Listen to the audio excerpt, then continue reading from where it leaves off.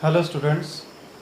Now as we have seen earlier, there is a production of EMF due to the change in magnetic flux. That we are going further now. What is meant by inductance, and there are two types, self and mutual inductance. यापूर्वी जसं आपण पाहिलेलं आहे की magnetic फ्लक्समध्ये जर change झाला तर त्यामध्ये ठेवण्यात येणाऱ्या कंडक्टरमध्ये चेंजिंग मॅग्नेटिक फ्लक्समध्ये जर आपण एखादा कंडक्टिंग वायर किंवा कंडक्टर ठेवला तर त्याच्यामध्ये EMF इंड्यूस होते असं आपण पाहिलं होतं. अशाच प्रकारे आपण हे जे EMF इंड्यूस होते हे जिथे होत असेल त्यानुसार त्याचे दोन प्रकार पडलेले. ज्या कॉईलमध्ये आपण इंडक्टन्स तयार होते असं म्हणू किंवा EMF इंड्यूस होते असं म्हणू, ज्यामुळे करंट इथून पास होतो असं म्हणू, ते त्या कॉईलमध्ये किंवा त्याच्या लगतच्या कॉईलमध्ये सुद्धा होऊ शकते. यावरून त्याचे दोन प्रकार पडलेले आहे. पहिला प्रकार त्याचा जो आहे तो आहे सेल्फ इंडक्टन्स. तो आज आपण पाहणार आहोत. सर्वांनी लक्ष द्यायचं. डायग्रामकडे लक्ष देऊन आपल्याला असं समजते की हे डायग्राम याआधी आपण पाहिलेली आहे. या डायग्राममध्ये आपण रेओस्टॅट आपल्याला व्होल्टेज कमी जास्त करण्यासाठी आपण लावलेला आहे. त्यानंतर कॉईलमधून आपण कनेक्शन केलेलं आहे एका कीला, आणि त्यानंतर बॅटरीला कनेक्शन केलेलं आहे. बॅटरीचा निगेटिव्ह आणि पॉझिटिव्ह अशा प्रकारे तुम्हाला कनेक्ट केलेला दिसून येतो. यामध्ये आपल्याला जर मी बॅटरी ऑन केली आणि व्होल्टेज जर थोडं थोडं वाढवणं सुरू केलं तर मला असं दिसते की करंट आय जो आहे तो कॉईलमधून पास होईल. करंट आय कॉईलमधून पास होत आहे. समजा मी करंट आय जो आहे तो चेंज केला म्हणजे काय, म्हणजे मी समजा करंट आय सुरुवातीला वाढवला, तो व्होल्टेज थोडंसं वाढवलं मी, ज्यामुळं थोडासा करंट भेटला. मी 1 व्होल्ट व्होल्टेज दिलं, काहीतरी 1 अँपियर करंट मिळाला. मग मी 2 व्होल्ट व्होल्टेज दिलं तर मला 2 अँपियर मिळाला. 3 व्होल्ट दिलं तर मला 3 अँपियर मिळाला उदाहरणार्थ. म्हणजे याचा अर्थ मी थोडं थोडं व्होल्टेज वाढवत आहे आणि करंट करस्पॉन्डिंगली काय होत आहे, इन्क्रीज होत आहे. म्हणजे voltage increases and current also increases. That means there is a change in current. म्हणजेच करंटमध्ये काय होत आहे, बदल होत आहे, म्हणजे चेंज होत आहे. There is a change in the current. Now according to right hand rule, if current passes through any conducting wire or conductor, then according to right hand rule, आपण ॲम्पियर्स लॉ पाहिला त्यावेळेस आपण राईट हँड रूल पाहिला होता. तिथे आपण असं शिकलो होतो मॅग्नेटिक इफेक्ट इलेक्ट्रिक करंटचा काय होतो तिथे. तर ज्या दिशेला करंट पास होत असेल त्या दिशेला जर मी अंगठा धरलेला आहे तर माझे राईट हँडचे बाकीचे 4 बोटं काय दाखवतात, तर आपल्याला त्याच्या भोवती तयार होणारं मॅग्नेटिक फील्ड दाखवतात. ते मॅग्नेटिक फील्ड ऑफ इंडक्शन बी असं आपण म्हणतो. आणि त्याचा जो फ्लक्स आहे म्हणजेच काय, magnetic lines of force passing through area, unit area और passing per unit area is called as magnetic flux. त्याला आपण फाय असं म्हणतो. अशा प्रकारे मॅग्नेटिक फील्ड जे त्याच्या भोवती तयार होते ते मॅग्नेटिक फील्ड जसं जसं मी करंट वाढवत आहे, म्हणजे व्होल्टेज वाढवत आहे त्यामुळे करंट वाढत आहे, जसं जसं करंट वाढत असेल तसं तसं ते मॅग्नेटिक फील्ड जे आहे ते पण वाढत जाईल. वाढत जाईल म्हणजे पहिले कमी होतं नंतर जास्त होईल. म्हणजे याचा अर्थ हा झाला की ते चेंज होत आहे. बरोबर. आणि आता लगेच आठवायचं, जिथं आपल्याला मॅग्नेटिक फील्ड चेंज होत आहे असं दिसलं त्या सर्किटमध्ये लगेच आपल्याला आठवायचा फॅरेडेचा लॉ. त्यांनी काय सांगितलेलं आहे, whenever there is a change in the magnetic flux linked with the coil, then म्हणजेच त्यानंतर काय होईल किंवा त्या कंडक्टरमध्ये काय होईल किंवा त्या कॉईलमध्ये काय होईल, तर तिथे एक EMF इंड्यूस होईल. जेवढ्या प्रमाणात आपण चेंज करत जाऊ तेवढ्या प्रमाणात तिथे EMF इंड्यूस होत जाईल. चेंज करणं थांबवलं आपण तर EMF इंड्यूस होणार नाही किंवा ते पण थांबून जाईल. बरोबर आहे की नाही. This is according to Faraday's law.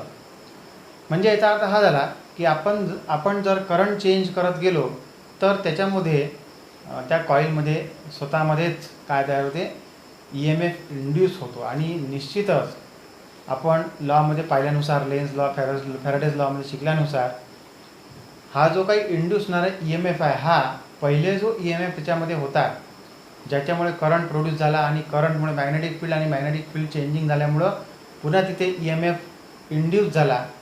हा जो इंड्यूस होणारा ई एम एफ आहे, हा पहिले जो ई एम एफ आपण अप्लाय केला होता, व्होल्टेज जे अप्लाय केलं होतं त्याच्या विरुद्ध दिशेला असेल निश्चितच, बरोबर आहे की नाही, कारण की तो त्याला अपोज करतो असं आपण लॉमध्ये पाहिलेलं आहे. म्हणून मग अशा प्रकारचा इथे ई एम एफ इंड्यूस होते that opposes the applied E M F or applied voltage. आता असं जे काही होत आहे याला आपण एका वाक्यात मांडू शकतो, production of induce E M F, production of induce E M F in the coil itself.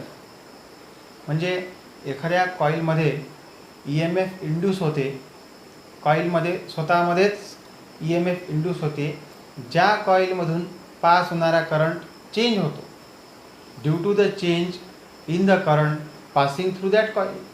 बरोबर आहे ना. या वाक्यात आपल्याला पूर्ण सगळ्या गोष्टी मांडता आल्या की तिथे प्रोडक्शन होणारा ई एम एफचं त्याच कॉईलमध्ये होऊन राहिलं ज्या कॉईलमधून जाणाऱ्या करंटला आपण चेंज करता किंवा कमी जास्त करता. लक्षात आलं तुमच्या. एकदम सोपी गोष्ट आहे. करंट पास केला, करंट वाढवत गेला आपण किंवा कमी करत गेलो, जे काही केलं असेल म्हणजे आपण चेंज केला करंटमध्ये चेंज केला, त्याच्या भोवती तयार होणारा मॅग्नेटिक फील्ड पण चेंज होईल. चेंजिंग मॅग्नेटिक फील्डमध्ये कॉईल असल्यामुळे तिथे ई एम एफ इंड्यूस होईल. अशा प्रकारे चेंजिंग करंटमुळे त्याच कॉईलमध्ये ई एम एफ इंड्यूस झालं, हे आपण शब्दामध्ये मांडलं. याला म्हणतात सेल्फ इंडक्टन्स. इंड्यूस झालं ई एम एफ म्हणून induction of E M F or induce किंवा इंडक्टन्स हा शब्द तिथे आहे. सेल्फ म्हणजे त्याच कॉईलमध्ये ज्या कॉईलमधून आपण चेंजिंग करंट पास केला, ज्या कॉईलमधून आपण करंट पास केला जो चेंज होत आहे त्याच कॉईलमध्ये जर इंडक्टन्स होत आहे म्हणजेच काय इंड्यूस होता ई एम एफ, तर त्याला सेल्फ इंडक्टन्स, या प्रोसेसला सेल्फ इंडक्टन्स असं म्हणतात. लक्षात आलं. हे झालं सेल्फ इंडक्टन्स म्हणजे काय. आता आपण या सेल्फ इंडक्टन्सनुसार चेंजिंग करंटनुसार चेंजिंग मॅग्नेटिक फील्ड होत असेल, म्हणजेच मॅग्नेटिक फ्लक्स जो त्या कॉईलशी लिंक्ड आहे तो सुद्धा चेंज होत असेल. म्हणजे आपण असं म्हणू शकतो की if phi is the magnetic flux linked with the coil, then due to that flux linkage, flux produced due to the magnetic field which is produced due to the current passing through the coil. Therefore, change in the flux or flux should be directly proportional to the current passing through the coil. म्हणजे current जसा pass होत आहे त्यानुसार magnetic field change होत आहे आणि magnetic field जसं change होईल त्यानुसार त्याच्याशी लिंक्ड असणारं फ्लक्स जे आहे, मॅग्नेटिक फ्लक्स म्हणजे मॅग्नेटिक फील्ड म्हणजे फ्लक्स पर युनिट एरिया, तो फ्लक्स पण चेंज होईल. म्हणून मग flux is directly proportional to current passing through the coil असं आपण म्हणू शकतो. लक्षात आलं. करंट वाढला निश्चितच मॅग्नेटिक फील्ड वाढेल, म्हणजे मॅग्नेटिक लाईन्स ऑफ फोर्स वाढतील पर युनिट एरिया, म्हणजे फाय वाढेल. समजलं की नाही. म्हणून ते काय झालं डायरेक्टली प्रोपोर्शनल झालं. त्यानंतर मी प्रोपोर्शनॅलिटी साईन काढलं आणि त्या ठिकाणी जर यल कॅपिटल यल असं लिहिलं ते इंडक्टन्ससाठी आपण लिहित आहोत. त्याला self inductance of the coil or constant of proportionality which is called as self inductance of the coil असं आपण म्हणू शकतो. Phi is equal to L into I असं आपण लिहू शकतो. यावरून आपल्याला एलची व्हॅल्यू लिहिता येते फाय अपॉन आय. लक्षात आलं. फ्लक्स पर युनिट एरिया, पर युनिट करंट असं काहीतरी म्हणू आपण. पुढे आपण डेफिनेशन त्याची पाहणार आहोत, त्यावेळेस आपण ते पाहूच. तर याला म्हटलं आपण सेल्फ इंडक्टन्स, ज्याला आपण कॅपिटल एल याने दाखवत असतो. कन्फ्यूज व्हायचं नाही आहे. कॅपिटल एल आपण आणखी याआधी वापरलेलं आहे पहिल्या दुसऱ्या चॅप्टरमध्ये, बरोबर आहे ना. त्याला आपण अँग्युलर मोमेंटम असं सुद्धा म्हटलं होतं बहुतेक. इथे आपण त्याला इलेक्ट्रॉनिक्समध्ये काय म्हणायचं आहे तर त्याला flux per unit current passing through the coil असं म्हणू. म्हणजे आपण त्याला सेल्फ इंडक्टन्स असं म्हणत आहोत, हे लक्षात ठेवायचं.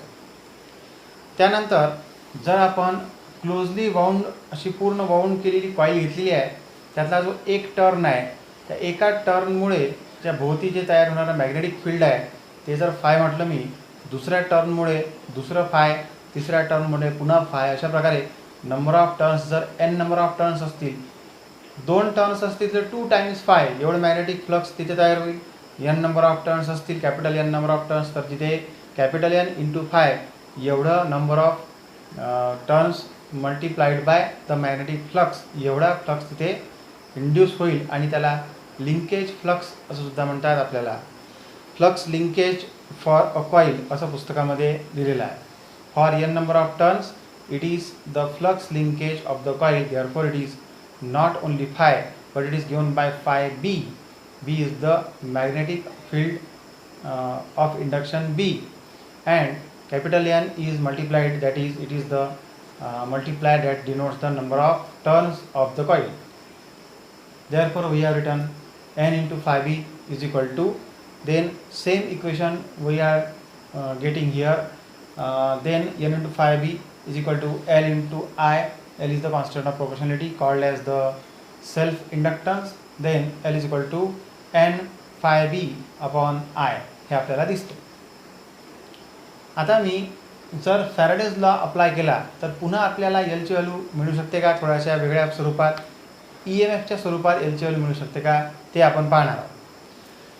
जर आपण फॅराडेज लॉ पाहिला तर E is equal to d phi by D t मॅग्नेट्यूडनी होते, आणि जर आपण त्याला डायरेक्शनसाठी जर पाहिलं तर minus d phi by D T असं लिहिलेलं आपल्याला दिसून येते. तिथे काय दिसते, here E is equal to minus d d t of phi, and what is phi, पहिल्या आधी जे आपण मिळवलं त्यानुसार फाय म्हणजे एल इंटू आय होत असतं. सुरुवातीला जे आपण लिहिलं त्यातला यल जो आहे तो निश्चितच सेल्फ इंडक्टन्स हा कॉन्स्टंट ऑफ प्रोपोर्शनॅलिटी आहे, म्हणजे तो बदलणार नाही.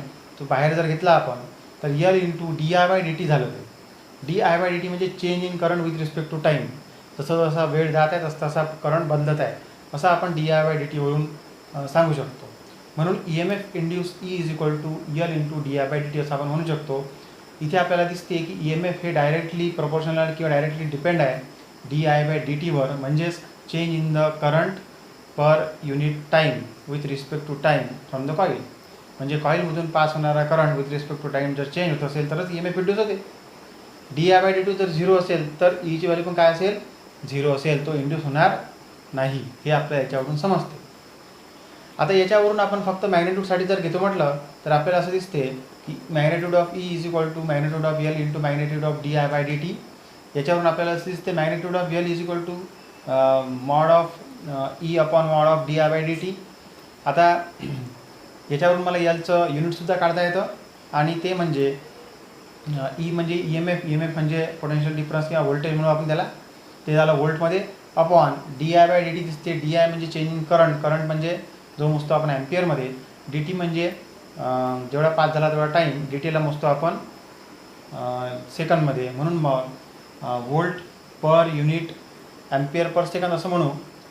तर यातला volt second per unit ampere असं सुद्धा आपल्याला म्हणता येते, किंवा त्याला हेनरी असं सुद्धा नाव देण्यात आलेलं आहे. हेनरी नावाच्या सायंटिस्टचं नाव ते त्याला दिलेलं आहे. अशा प्रकारे आपण इंडक्टन्स हेनरीमध्ये मोजतो, हे आपल्याला लक्षात ठेवायचं आहे. व्होल्ट सेकंद पर ॲम्पियर म्हणजे हेनरी होते, हे आपल्याला पाठ करून ठेवायचं. समजलं. याच्यावरून आता ज्यावर आपण 2 वेळा एलचं डेरिव्हेशन मिळवलं त्यावरून आपल्याला 2 वेळा एलची डेफिनेशन करता येते. पहिल्यांदा म्हणजे L is equal to phi upon I होते. फाय म्हणजे magnetic flux linked with the coil, I म्हणजे current passing through it. Therefore L that is the self inductance of the coil is defined as magnetic flux linked with the coil per unit current passing through the coil. आपल्याला page number 278वर हे लिहिलेलं दिसून येते. पहिल्या पॉईंटमध्ये खाली definition of एलमध्ये पहिली डेफिनेशन आहे, the magnetic flux produced per unit current in circuit is defined as its self inductance. This is the first definition of self inductance. Another secondly we can also define from the derivation of E, ईच्या फॉर्ममध्ये, किंवा जिथे आपण inductance सोबतच E M F इंड्यूसचं relation पाहिलेलं आहे, त्यानुसार आपल्याला त्याची दुसरी डेफिनेशनसुद्धा करता येते. ते म्हणजे ई इज इक्वल टू जे आपण लिहिलं होतं त्यावरून एल इज इक्वल टू काय होता, E upon D I by D T. म्हणजे काय होतं ते सेल्फ इंडक्टन्स म्हणजे काय, it is the ratio of E M F induced E M F किंवा मग E M F induce in the coil per unit rate of change of current with respect to time in the coil. लक्षात आलं की नाही. अशा 2 definitions आपल्याला करता येतात पुस्तकात, त्या आपण पाहून घेऊ. आता अशाच प्रकारे आपण तिसरी डेफिनेशन जर पाहतो म्हटलं तर आपल्याला असं दिसते की जसं जसं सर्किटमधून करंट वाढत जाईल तसं त्याच्यामध्ये प्रोड्यूस होणारे जे ई एम एफ आहे किंवा इंड्यूस होणारे ई एम एफ आहे ते विरुद्ध दिशेला त्याला म्हणजे अपोज करणारे ई एम एफ त्यामध्ये इंड्यूस होईल. म्हणजे करंट वाढत जाईल, पण त्याच करंटला प्रोड्यूस करणारं जे अप्लाइड ई एम एफ आहे त्याच्या अपोजिट डायरेक्शननी ई एम एफ इंड्यूस होईल. म्हणजे ते अप्लाइड ई एम एफला अपोज करेल, म्हणजे कमी करेल, म्हणजे पुन्हा करंट कमी झाला. अशा प्रकारे आपल्याला असा जर करंट कमी होत गेला तर काही वेळानंतर आपल्याला तिथे सेल्फ इंडक्टन्स मिळणार नाही किंवा इंडक्शन तिथे होणार नाही किंवा इंड्यूस ई एम एफ तिथे तयार होणार नाही. म्हणून आपल्याला तिथे ई एम एफ इंड्यूस होत राहिलं पाहिजे किंवा त्याला मेंटेन करण्यासाठी काय करावं लागेल, तर त्या ई एम एफला इंड्यूस होण्यासाठी आपल्याला अशा प्रकारे एखादं वर्क डन करावं लागेल की ज्यामुळे तिथे ई एम एफ प्रोड्यूस होतच राहील. तिथे प्रोड्यूस होणारं जे ई एम एफ जे काही तिथे इंड्यूस होणार आहे ते ज्या अप्लाइड ई एम एफला अपोज करत आहे ते अपोजिशनला आपल्याला थांबवायचं आहे किंवा त्याच्यापेक्षा जास्त फोर्स लावून ते अपोजिशनला आपल्याला दूर करायचं. अशा प्रकारे आपल्याला वर्क डन करावं लागेल त्याला मेंटेन करण्यासाठी. आता तिथे मॅग्नेटिक फ्लक्स जो आहे जो त्याच्याशी असोसिएटेड आहे त्यांनी आपल्याला करंट कमी होऊ न देता कंटिन्युअसली तो करंट दिला पाहिजे. बरोबर आहे की? म्हणजेच काय, तिथे मॅग्नेटिक फ्लक्स जे आहे ते एस्टॅब्लिश झालं पाहिजे, ते तेवढंच राहिलं पाहिजे. कारण करंट जर तेवढाच राहिला तरच मॅग्नेटिक फ्लक्स तेवढंच राहील. म्हणून मग करंट तेवढ्याच राहण्यासाठी आपल्याला तिथला जो काही एक चार्ज पार्टिकल ज्याला आपण इलेक्ट्रॉन असं म्हणतो तो तिथून पास होत राहिला पाहिजे. अपोजिंग ई एम एफमुळे जर अप्लाइड ई एम एफ कमी झालं तर चार्ज कॅरियर्सचं इकडून तिकडे जाणं जे आहे ते थांबेल किंवा त्याचा स्पीड कमी होईल किंवा त्याची वेलॉसिटी कमी होईल. कालांतराने ते थांबून जातील. म्हणजेच इथे करंट प्रोड्यूस होणार नाही, त्यामुळे मॅग्नेटिक फील्ड प्रोड्यूस होणार नाही, त्यामुळे ई एम एफ इंड्यूस होणार नाही. बरोबर आहे की? लक्षात आलं की नाही? म्हणून मग आपल्याला अशा प्रकारे तिथून पास होणाऱ्या करंटला कॉन्स्टंट ठेवणे आहे, म्हणजे स्टेडी करंट तिथे आपल्याला मेंटेन करणे आहे. आपण जो कॅपिटल आय करंट घेतला होता तो चेंजिंग करंट होता. चेंजिंग करंट अप्लाय केल्याशिवाय ई एम एफ इंड्यूस होत नाही, पण इंड्यूस होणारा ई एम एफ या चेंजिंग करंटला अपोज करतो, चेंज होऊ देत नाही किंवा त्याला स्टेडी राहू देत नाही असं म्हणू आपण. किंवा जेवढा आपण स्टेडी करण्याचा प्रयत्न करत राहू तेवढा तो त्याला होऊ देणार नाही. म्हणून आपल्याला अशा प्रकारचा करंट, समजा त्याला म्हटलं मी I0, हा जर तिथे मला ठेवायचा तसा किंवा जसा आपल्याला चेंजिंग ज्या ऑर्डरने ज्या रेटने आपण त्याला चेंज करत आहोत तो रेट आपल्याला मेंटेन करायचा आहे, तर आपल्याला इंड्यूस होणारा ई एम एफला अपोज करणारं वर्क डन करावं लागेल. लक्षात आलं की नाही? ते वर्क डन असं करावं लागेल की ते चार्ज जो आहे त्या चार्जला कॉन्स्टंटली तशा प्रकारे मूव्ह करत ठेवेल, त्यामुळं मग करंट चेंजिंग राहील आणि ई एम एफ इंड्यूस होत राहील. बरोबर आहे की नाही? म्हणून समजा मी आता जर पाहिलं तर पॉवर म्हणजे होते चार्ज इंटू करंट असं आपण म्हणू, किंवा पॉवर म्हणजे काय होते, work done per unit time असं, rate of change of work done असं सुद्धा आपण म्हणतो. म्हणून मला पॉवरसाठी दोन्ही गोष्टी या लिहिता येतात. दोन्हींना इक्वेट केल्यावर मला असं दिसते dw/dt = E × I. त्यावरून dw म्हणजे E × I × dt असं दिसते. त्यावरून dw म्हणजे स्मॉल वर्क डन जे काही आहे ते आपण पहिले काढू, मग आपण पूर्ण सर्किटमध्ये जेवढे चार्ज कॅरियर्स आहेत त्यांना मूव्ह करण्यासाठी परत तेवढंच वर्क डन करावं लागेल. सगळ्यांना एकत्र करू म्हणजे इंटिग्रेट करू. स्मॉल वर्क डन काढला आपण dw, त्याच्यामध्ये आपण E × I लिहिले. ईची व्हॅल्यू आपण जी आपल्याला याच्या आधी मिळालेली होती ती लिहिली, -L × di/dt.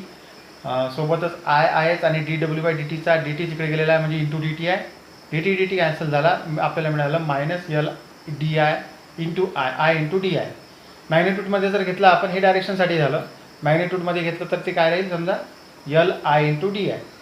हे झालं dw स्मॉल वर्क डन. आता आपल्याला टोटल वर्क डन काढायचं आहे. पूर्ण कॉईलमध्ये किती प्रमाणात आपल्याला अप्लाय करावं लागेल किंवा किती प्रमाणात आपल्याला वर्क डन करावं लागेल, तर मला dwला इंटिग्रेट करावं लागेल. म्हणजे मला मिळेल W = dw dw इंटिग्रल कुठून कुठपर्यंत, तर तो करंट वाढवत आपल्याला मेंटेन करायचा आहे स्टेडी करंट म्हणून I0 एवढा.